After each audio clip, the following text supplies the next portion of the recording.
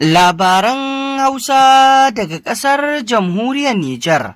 Masu saurari barkanmu da sake kasancewa da ku cikin rahotannin labaran Hausa daga ƙasar Nijar, wanda za mu kawo muku kan abubuwan da ke faruwa a cikin ƙasar. Kama daga ci gaban da mulkin CNSP ke samarwa a wannan ƙasa ta Jamhuriyar Nijar, inda za mu fara da rahotonmu kan matan ƙungiyar AES Nijar Mali Burkina Faso kan gangamin taron da suka gudanar a ƙasar ta Jamhuriyar Nijar, inda bayan komin ta biyu sun kasance a komin ta biyar. Haru Banda, wanda sun gudanar da wannan babban taro ne domin wayar da kan mata da kuma ƙara masu ƙwarin gwiwa kan tafiyar ƙasa. Game da wannan babban tsarin da shugaban ƙasa Janar Darme Abdurrahman Chani ya shimfiɗa, wanda babu shakka babban ci gaba ne. Shugaban ƙungiyar matan, Madan Bayar Maryamu, ta yi bayani kamar yadda ya kamata, inda ta ce wannan tafiya da shugaban ƙasa da waɗannan jagorori na CNSP suka samar, tafiya ce da aka ƙirƙiro ta domin kamar yadda kowa ya sani, ƙasa tana cikin wani yanayi na 'yan ta'adda da suke neman tashar da zaune tsaye a cikin ƙasashenmu na AES. Inda Madan Maryamu ta ƙara da cewa cikin wannan tafiya za su yi ne domin janyo hankalin al'umma domin su gane abin da ake kai a yanzu, domin kowa ya ƙara kama jikinsa. Inda ta ce mata su ne idon ƙasa, su ne masu ba da tarbiyya ga yaran da za su taso, domin hakan sai an ƙara dagewa.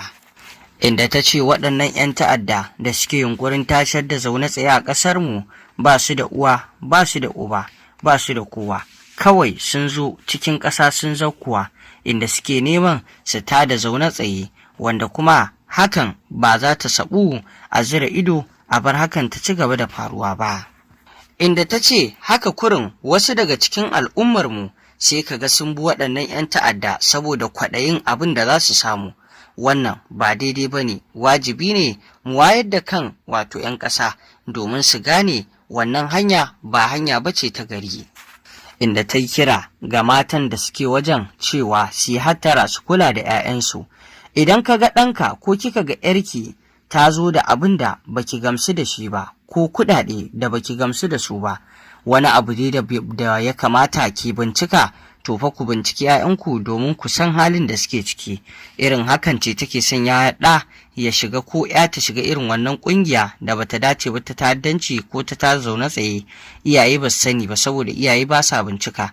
Inda dai ta yi kira ga kowace uwa da ta ƙara kamawa da ta riƙe tarbiyyar 'ya'yanta, domin hakan ne zai sanya 'ya'ya su taso da tarbiyya ba su fanɗare su bi irin waɗannan mutane da suke ta'addanci suna tada zaune tsaye ba. Wannan shine jawabin da wannan shugaba ta wannan tafiya ta yi. Idan kuwa muka je rahoto na gaba, za ku ji cewa daga nasu ɓangaren mambobin kwamitin ceton ƙasa waɗanda suke goyon bayan CNSP sun gudanar da wani babban taro a Kwalo. Sun shirya wannan taro ne domin wayar da akan mobilization general kan dai wannan tafiya ta ƙasa, domin ƙara nuna goyon baya ga tafiyar ƙasa da gwamnatin ƙasar da ma IOS baki ɗaya.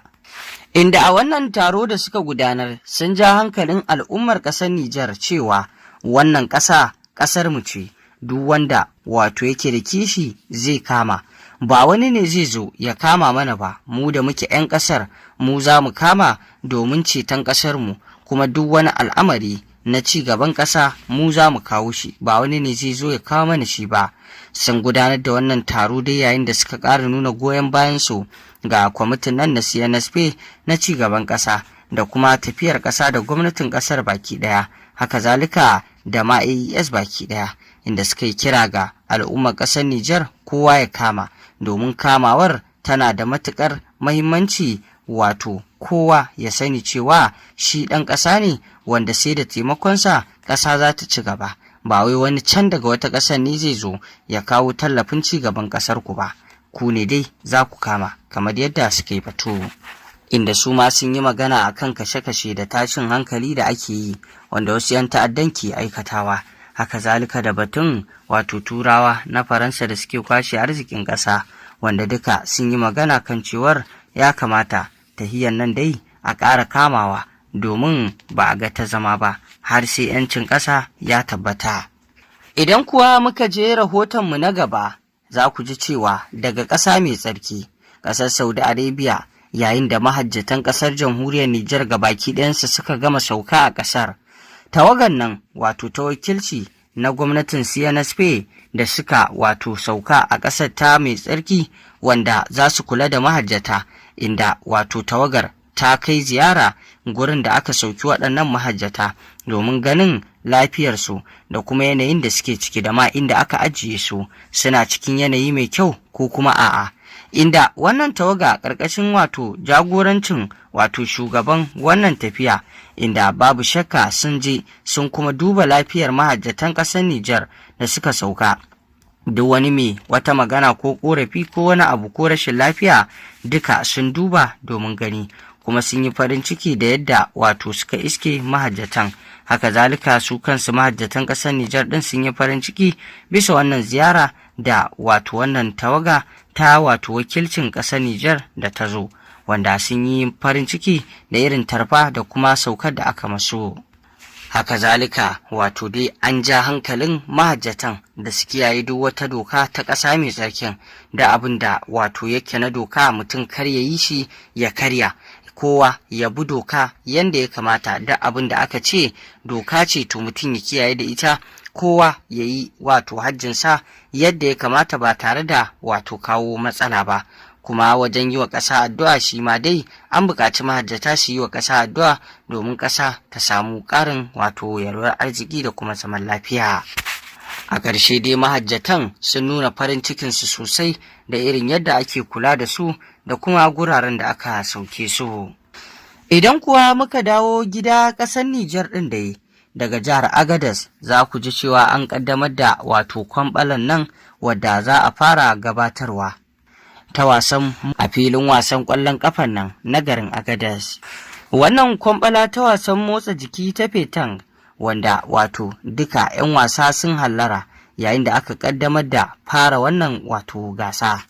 Wannan kwamɓala an ƙaddamar da ita ne ƙarƙashin wato gwamnan jihar ta Agadez Ibra Bulama Isa, wanda shi ne ya halarci wannan guri domin ƙaddamarwa, wanda kamar yadda muka ambata muku a ƙasar Agadez aka gudanar. Don haka gwamna shi ke da wato wannan jagoranci, kuma ya zo ne tare da rakiyar duka wato hukumomi na bariki da na gargajiya wanda suka rako shi wannan waje. Jihohi 8 gabaki ɗaya na ƙasar ta jamhuriyar Nijar, duka 'yan wasa daga waɗannan jihohi duka sun zo, inda aka yi fatan alkhairi bisa wannan wasa a yi shi lami lafiya a tashi lafiya ba tare da wata matsala ba. Wannan wasa dai na Petang wato wasa ne da yake kawo nasarori kama daga jihar da ma ƙasa baki ɗaya. To masu saurari, ƙarshen rahotannin labaran kenan. Ku ci gaba da bibiyar wannan tasha tamu domin samun rahotannin labarai akan abubuwan da ke faru a duniya baki ɗaya. Ku dangwala mana alamar subscribing sannan ku danna ƙararrawa domin kasancewa da mu a koda yaushe.